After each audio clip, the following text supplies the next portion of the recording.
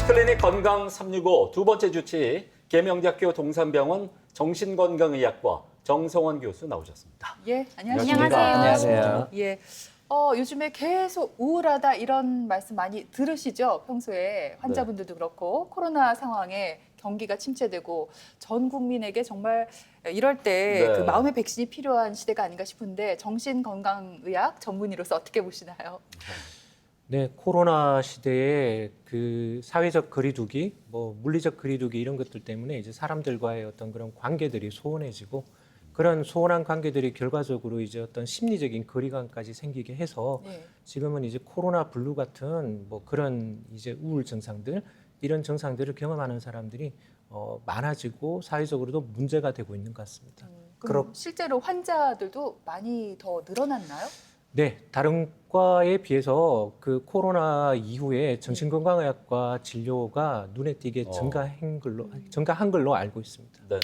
이 상황일수록 참 정신건강의학과는 꼭 필요합니다. 그죠? 그리고 이 상황에서 삐리삐리 인치 건강 365 명탕점 철원이의 레이더망 삥 순간 포착. 목소리가 어렵네요. 그냥 잘하시네요. 목소리로 하겠습니다. 우리 정성원 계명대학교 동산병원 정신건강의학과 교수님이시고요. 굉장히 논문도 많이 쓰시고 이제 칼럼도 많이 기재를 하셨습니다. 그렇죠?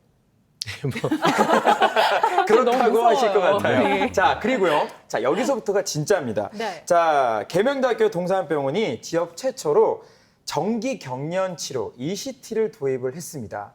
그러면 이게 이제 환자에게 정기 경련을 통해서 이제 치료를 하는 거거든요. 근데 이거 전기 경련이라고 하면 좀 무섭거나 위험한 거 아닌가요? 네, 그 정기 경련 치료라는 단어 자체가 네. 이 주는 어떤 그런 약간의 두려움이나 무서움이 있을 수 있는데요. 네. 실제로는 굉장히 안전한 치료 방법이고요. 네. 대개 이 약물 치료나 이제 이런 다른 방법을 취했을 때 환자가 호전되기까지 상당한 시간이 걸리는 경우가 많습니다. 대개 한 2주 최소한 그 정도의 어떤 시간을 요하는 경우가 많은데 그렇게 기다릴 수 없는 경우 혹은 약을 쓰고 이제 상당한 부작용이 있어서 뭔가 조금 쓰기가 곤란한 경우 혹은 심지어 이제 임산부, 임신을 한 경우에는 이제 약을 쓰기가 곤란한 상황이 되는 거죠. 네. 그런 상황에서도 이제 이 훌륭한 치료적인 대안이 될 수 있는 하나의 방법이 정기 경련 치료다라고 얘기를 할 수 있겠습니다.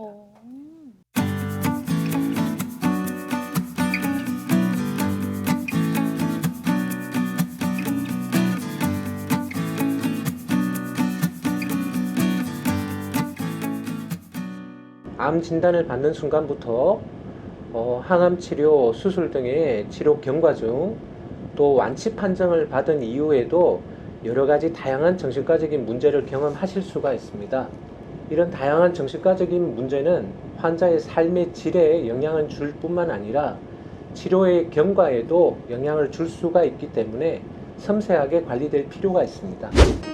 최근 보건복지부 자료에 따르면 우리나라 국민이 기대 수명까지 살 경우 3명 중 1명은 암에 걸릴 수 있다고 합니다. 암 진단 후 생존율이 높아지고 있지만 암을 경험하는 사람은 누구라 할 거 없이 심리적인 어려움을 겪게 마련인데요. 하지만 모두가 암이라는 질병에만 관심을 두고 환자가 겪는 정서적인 어려움에 대해 소홀합니다. 암 환자들이 겪는 불안과 우울은 일반인들과 비교해 약 2배에서 3배로 높습니다.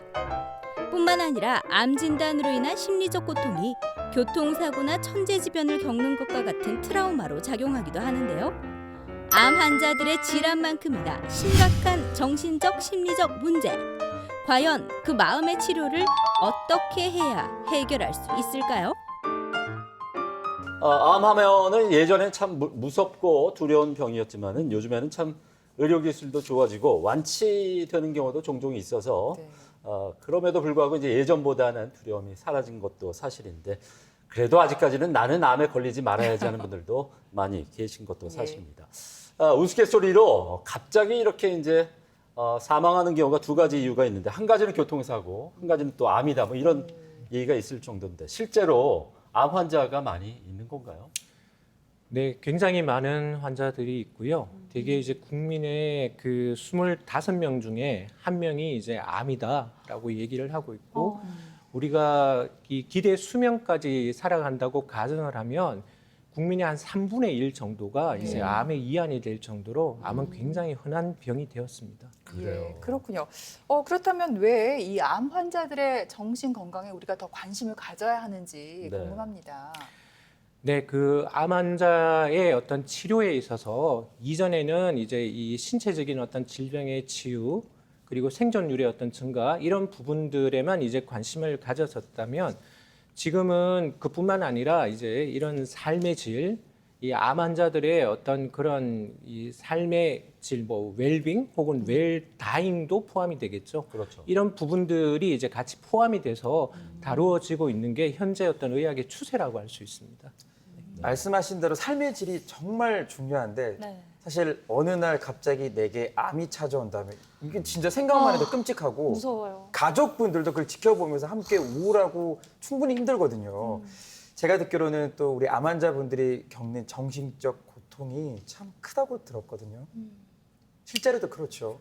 네, 그 암 환자들이 이제 많은 정신적인 고통을 가지고 있는데 하나 꼭 생각을 해야 되는 거는 이제 암 환자들이 정신적인 고통을 가지고 있는 거지 정신적인 질환을 보이는 것은 아니다. 네. 그래서 뭐 누구나 예를 들어 암이 걸렸다라고 생각을 한다면 뭐 두려움이 있을 거고 불안할 거고 우울할 거고 이런 여러 가지 감정들을 느낄 텐데 이런 감정들이 이제 암의 경우에는 그 진단받는 그 과정 시작부터 마지막 이렇게 완치 후까지도 계속 그분의 어떤 삶에 영향을 주는 그런 요소가 될 수 있다라는 거고요. 그리고 실제로도 이제 암 환자들의 어떤 그런 주요한 어떤 그런 병적인 우울증, 그다음에 불안증 이런 빈도도 정상인에 비해서는 한 2배에서 3배 정도 더 높은 걸로 나타나고 있습니다. 그리고 자살률도 이제 훨씬 더 높게 나타나고요. 일부 암 환자들의 경우에는 진단을 받는 것 자체가 이제 그 환자에게는 큰 정신적인 트라우마가 될 수도 있는 거죠. 정신적인 트라우마라고 얘기를 하셨는데 사실 코로나가 뭐 지금은 좀 무뎌지긴 했지만 이게 한동안은 막 트라우마처럼 따라다녔었거든요. 한창 막 심할 때는 뭐 밖에 외출하는 것도 무서워서 저 같은 경우는 출퇴근을 막 부모님께서 차로 이렇게 해주시기도 하고 그랬어요. 밖을 제대로 다니지 못하게 하시고. 네. 암 환자들 같은 경우도 사실 신체적인 고통도 고통이지만 정신 건강에도 많은 영향을 미칠 것 같거든요. 네. 좀 어떤가요? 한번 생각을 해보면 우리가 이제 암이 의심이 된다라는 이야기를 듣고 암 이제 진단을 받기 위해서 어떤 검사를 하게 되겠죠. 그러면 그 과정에서부터 이제 굉장한 두려움이나 불안을 느낄 겁니다. 그리고 암을 실제로 진단을 받았을 때 그 충격도 이제 굉장히 클 거고 암을 치료하는 과정에서도 내가 치료가 잘 될 수 있을 것이냐 혹은 뭐 수술이나 이런 걸로 인해서 신체적인 어떤 그런 변화들 약물 치료 과정, 뭐 항암 치료 과정, 방사선 치료 과정에서 생기는 여러 가지 어떤 그런 문제들도 상당히 걱정이 되고 이제 불안해하는 부분이 많습니다. 그리고 완치가 된 후에도 내가 혹시나 재발을 하면 어떡하나 이런 걱정들이 이제 계속 동반이 되기 때문에 실제로 암의 어떤 그 진단에 있어서 암이 의심이 된다는 그 얘기를 듣는 순간부터 어떤 정신적인 어떤 그런 고통들, 문제들은 지속적으로 그분에게 이제 영향을 미친다라고 얘기할 수 있겠습니다. 네. 지금 그 말씀을 듣고 나니까 이유와 상관없이 모든 경우에 있어서 암 환자라면 주변에 어떤 상황들이든 다 이렇게 본인에게 스트레스로 작용이 될 것 같아요. 어떻습니까? 네, 맞습니다. 네. 그래서 우리가 이제 암 환자들이 겪는 스트레스를 전체적으로 이제 디스트레스라는 용어를 사용을 하게 되는데요. 이 디스트레스라는 용어는 우리가 스트레스는 크게 두 가지 의미가 있습니다. 어떻게 보면 긍정적인 의미도 있고요. 네.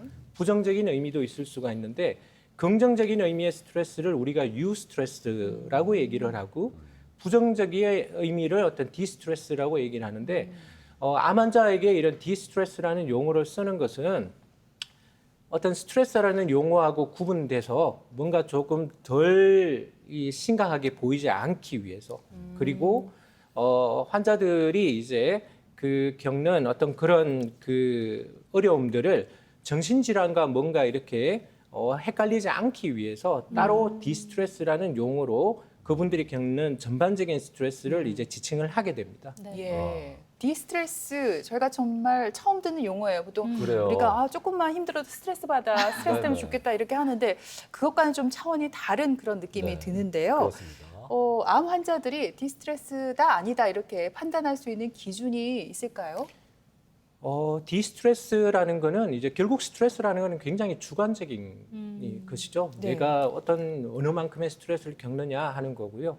이거를 이제 우리가 판단하는 것은 현재 임상에서는 주로 선별 검사지나 아니면 디스트레스 온도계 같은 것들을 사용을 해서 이제 체크를 하게 됩니다. 디스트레스 온도계 같은 경우에는 되게 이제 그 0점부터 10점까지 어떤 점수로서 그분이 얼마나 힘든 어떤 어려움을 겪느냐라는 거를 우리가 판단을 하게 되고요.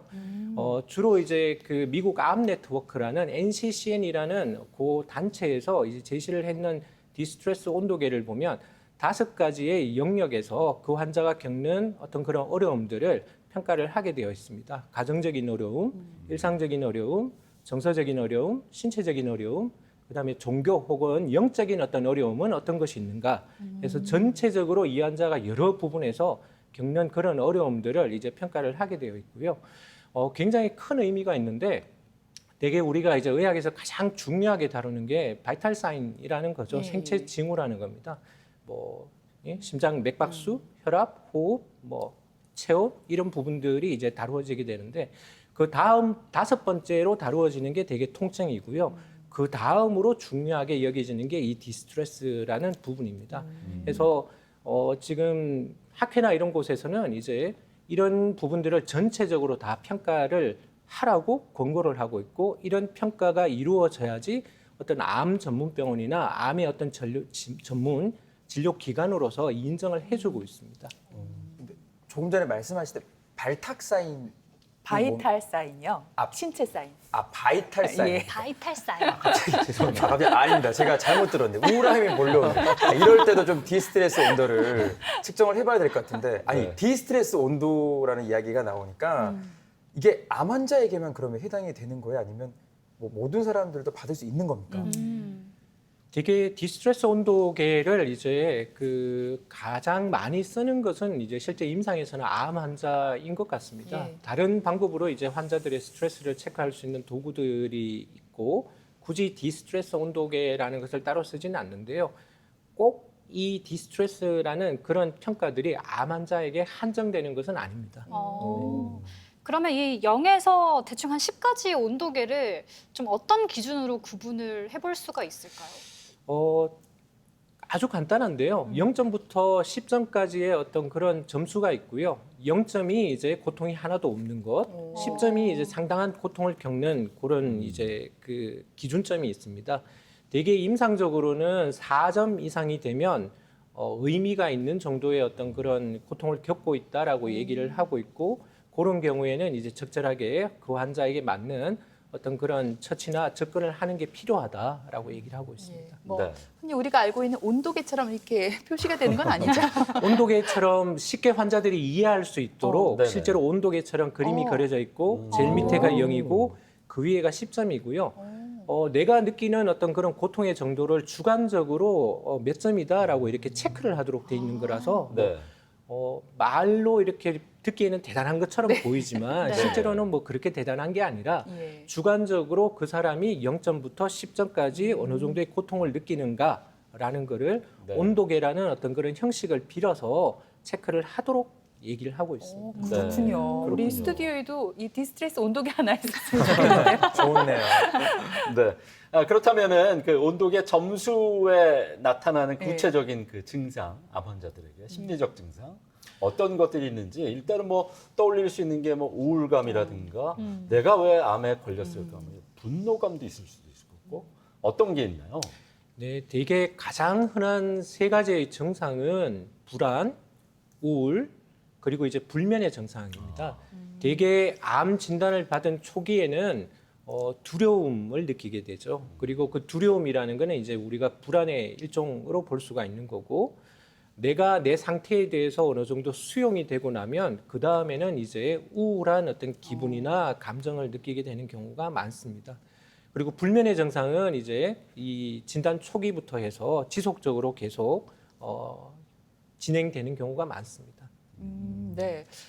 불안이라든지 불면 그리고 네. 우울감, 뭐 현대인들이라면 누구나 조금씩 느끼잖아요. 그렇죠. 특히 여성분들 갱년기가 되면은 더 실제로 더 느끼게 되는데 저도 네. 점점 잠도 안 오고 또 우울한 기분이 느껴져요. 그런데 이런 일반인들이 느끼는 우울감과 암 환자들이 느끼는 우울감 정도가 다르겠죠? 네, 조금 차이가 있습니다.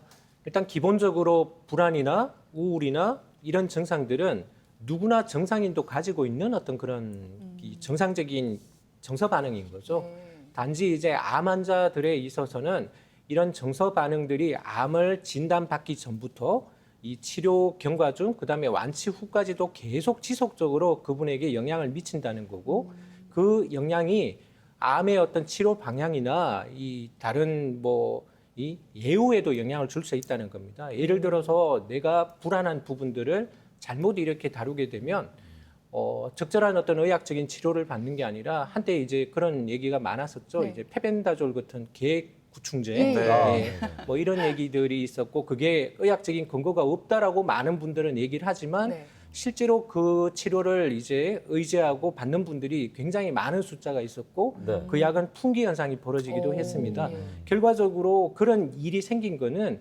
그 불안에 대해서 뭔가 적절하게 관리가 되지 않고 다루어지지 않았기 때문에 생겼다고 볼 수가 있는 거고요. 네.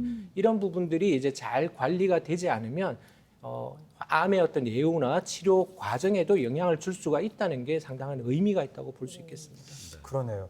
주변에 보면 진짜 왜 초긍정, 이분은 막 초긍정이라고 써 있는 것 같아요. 사실 그런 분들도 암이 오면 심리적으로 무너지고 불안해질 수밖에 없는데 그럼에도 불구하고 암과 같은 상황에서도 초긍정으로 살아가는 분들이 있어요. 이거는 흔히 저희가 얘기하는 뭐 멘탈 갑이다 이렇게 표현은 안 될 것 같아요. 어떤 다른 이유가 있는 건가요? 사람마다 스트레스에 대한 역치나 어떤 견디는 정도가 다 다른 거고 또 대응 전략도 다른 대응 전략들을 가지고 있습니다. 기존에 어떤 쉽게 불안에 취약한 분들은 이 일을 겪고 난 다음에도 이제 더 심한 어떤 불안감이나 우울감을 겪을 가능성이 더 많아지고요. 예전에 어떤 이런 부분들에 대해서 이제 잘 극복한 경험이 있다거나 정서적으로 자기가 조금 더 이 강한 어떤 그런 전략을 가지고 있거나 대응 전략을 가지고 있거나 이런 경우에는 아무래도 조금 더 견디기가 수월해지겠죠. 사람의 기존에 자기가 가지고 있는 어떤 스트레스에 대한 그런 대응 전략이나 이런 부분들에 있어서 사람마다 차이가 있기 때문에 암이라는 어떤 그런 사건이 벌어지고 난 다음에도 서로 반응하는 그런 정도가 조금씩은 다른 것 같습니다. 네, 그렇다면 그 암 환자들의 그 디스트레스를 치료하는 방법은 구체적으로 어떤 게 있는지 궁금해지는데요. 일반인들의 우울증 치료 이런 것과는 좀 결이 다르지 않을까 싶거든요. 되게 디스트레스 온도계 같은 것을 사용을 해서 이제 4점 미만인 경우, 그러니까 경한 어떤 그런 스트레스를 경험하는 경우에는 일반적으로 이제 그 정서적인 적절한 지지 이런 것만으로도 충분한 어떤 그런 이 도움이 될 수 있다라고 얘기를 하고 있고요. 또 그분들에게 이제 적절한 약물 교육이나 필요에 따라서 어떤 자조 모임 이런 부분들에 대해서 참석하도록 이제 권유하는 거 이런 것도 이제 상당히 도움이 줄 수 있다고 얘기를 하고 있습니다. 이제 심각한 어떤 그런 문제가 있는 경우 4점 이상의 그런 경우에는 되게 우리가 필요하면은 이제 약물 치료 같은 것도 사용을 할 수가 있겠고요. 네. 뭐 정신치료 혹은 뭐 집단 정신치료 또 인지 행동치료 이런 특정한 어떤 그런 기법을 이용하는 정신치료들도 이제 환자에게 적용할 수 있겠습니다. 예. 그리고 교수님께서는 암 환자들의 정신 건강을 관리하고 치료하시잖아요. 그만큼 암에 대한 지식도 많으실 것 같은데요. 네, 네. 아무래도 암 환자들의 정신 건강을 어떻게 관리하고 치료하느냐에 따라서 뭐 건강 상태라든지 수명 연장에도 도움을 줄 수 있지 않을까요?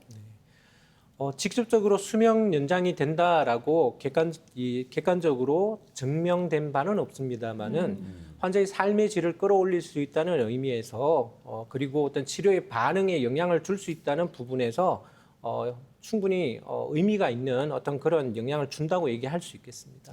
그렇군요. 사실 요즘에는 그 암 치료 후에 완치자들도 많이 정말 늘어나고 있습니다. 네. 그런 의미에서 대체로 암 치료 후의 완치를 언제 정도로 보는지 또 물론 뭐 재발하는 경우도 종종 있긴 하지만 완치 후에 이 정신 건강 관리가 당연히 또 그 후에도 이어져야 되는지 그게 궁금하네요. 되게 신체적인 의미에서 이제 암의 완치는 많은 분들이 아시는 것처럼 이제 5년을 보고 있습니다. 네. 5년 이후에도 병이 재발하지 않으면 그 암은 완치가 되었다라고 이제 판정을 하는데요. 실제로 그렇게 완치 판정을 받는다고 해서 환자의 그런 불안감이 없어지지는 않습니다. 혹시나 내가 또 암이 재발하면 어떡하나, 완치가 되었다니 지금은 당장은 조금은 편안한 마음을 가질 수 있습니다만은 언제 다시 재발할지 모르고 또 다른 암이 생길지 모르고 이런 불안감들은 상시 그분을 계속 괴롭히게 됩니다. 그래서 그 이후에도 적절한 어떤 그런 건강 관리, 정신 건강 관리 이런 부분들이 이제 중요하다고 얘기를 할 수 있겠습니다. 네, 암을 완치한 후에도 꾸준한 정신 관리가 필요하다 이렇게 말씀해 주셨는데 네. 실제로 암 환자들 가운데 정신 건강 치료를 하고 이용하는 분들이 많지는 않을 것 같거든요. 어떤가요? 맞습니다. 앞서 말씀드렸던 것처럼 실제 어떤 정신과 진료에 대한 어떤 그런 선입견들 이런 부분들과 뭐 여러 가지 이유가 있겠지요. 네. 암이라는 병이 워낙 이제 신체적으로 큰 병이니 그 질환에 더 이제 집중해서 치료를 하게 되고 뭐 당연하게 큰 병을 앓게 되면은 이제 뭐 불안하든 우울하든 이거는 어느 정도의 정상적인 그런 반응들이 아니겠느냐라고 생각을 할 수 있겠습니다. 실제로 암 환자 중에서 정신과 치료로 이제 이어지는 경우는 한 10% 정도라고 얘기를 하고 있는데 저희가 이제 추정키는 대략 한 3분의 1 정도의 환자가 실제 정신과 진료를 받아야 되는 그런 환자가 아닐까라고 이제 추정하고 있습니다. 정신적 치료 뭐 물론 제일 중요합니다만 집에서의 가족들의 역할도 굉장히 저는 좋은 치료제가 될 수 있다고 보거든요. 네. 그러니까 가령 예를 들어서 뭐 암 환자가 있다고 해서 다르게 대하는 게 아니라 평상시처럼 똑같이 대한다거나 아니면 좀 예쁜 말로서 좀 긍정적인 표현을 한다거나 가족분들의 역할이 어디까지인지 어떻게 해야 될지 교수님께도 많이 좀 여쭤볼 것 같아요. 그 집에 이제 암 환자가 생기게 되면 그 환자 개인의 문제가 되는 게 아니고요. 그 이후에는 그 가족의 문제가 됩니다. 그 암 환자 한 명이 이제 발생함으로써 기존에 그 암 환자분이 하던 어떤 역할들을 못하게 되고 그 역할을 가족의 누군가가 이제 대신해야 되고 그분은 그분대로 환자분은 예민해지고 화를 내고 뭐 이런 이제 정서적으로 되게 조금 불안정한 그런 상황들이 되기 때문에 가족들이 그 역할의 변화 그리고 그분의 어떤 이 정서적인 변화 이런 부분들에 대해서 잘 수용해주고 이해해주는 것이 상당히 중요하다고 얘기할 수 있겠습니다. 네. 이제 인간이 극복하지 못하는 암은 점점 없다고 하니까 좀 긍정적인 마음으로 살아야겠습니다. 또 무엇보다 요즘처럼 힘든 시기에 다들 이 마음속에 무거운 덩어리, 암덩어리라고 해야 될까요? 이 덩어리 하나씩은 다 가지고 살아가잖아요. 좀 마음과 정신 건강 마음이 진짜 중요한 것 같은데 아무래도 이제 교수님이 전문가시잖아요. 좀 이런 우리 마음속에 무거운 덩어리 어떻게 하면 좀 깨부술 수 있을까요? 예은 씨가 지금 마음이 무거운 것 마음이 같아요. 좀 요즘 무거워요. 어떻게 하면 될까요? 그 마음의 어떤 덩어리 네. 이거를 깨어 부수려고 하기보다는 네. 내 마음 속에 있는 덩어리를 그대로 인정하고 일단 수용하는 것이 먼저 필요할 것 같습니다. 실제로 신체적인 암도 내가 암에 걸렸고 어떤 상태다라는 것을 인정하고 수용하는 것이 치료의 어떤 가장 어떻게 보면 궁극적인 마지막에 결과가 될 텐데요. 이런 인정이 있어야지 그 뒤로 뭔가 이루어질 수 있을 것 같고요. 대개 어떤 문제들은 현재 있는 상황에 대해서 그대로 보지 않고 그 상황을 지나치게 걱정을 해서 미래를 상상을 하거나 아니면 과거의 어떤 그런 일들을 현재로 끌고 와서 네, 맞아요. 문제가 되는 경우가 많기 때문에 현재 있는 그 덩어리를 그대로 수용하고 인정하고 보는 게 중요할 것 같습니다. 네. 예은 씨 네. 이제 인정하세요. 인정하고 수용하겠습니다. 네. 그래야 될 것 같아요. 또 한 가지 갑자기 궁금한 게 오늘 암 환자들의 정신 건강에 대해서 말씀을 많이 해주셨잖아요. 네. 그런데 정신과 전문의들은 본인이 좀 힘들고 마음이 아플 때 스스로 치료가 안 되잖아. 어떻게 하시는지, 그렇죠. 뭐 다른 병원을 찾아가시는지 궁금한데요. 아니 뭐 저희도 똑같은 사람인데요. 똑같고요. 예, 저희가 힘들 때 또 다른 저를 이해해 줄 수 있는 사람, 저를 수용할 수 있는 사람을 찾아가서 이제 이야기를 하고 힘든 부분에 대해서 이제 밖으로 끄집어내죠. 그리고 뒤에 뭐 저희도 뒷담하기도 하고 하소연하기도 하고 네. 예, 그러면서 이제 여러 가지 감정들을 털어내고 청소를 하는 것 같습니다. 네. 저희도 있습니다, 교수님. 그렇군요. 네.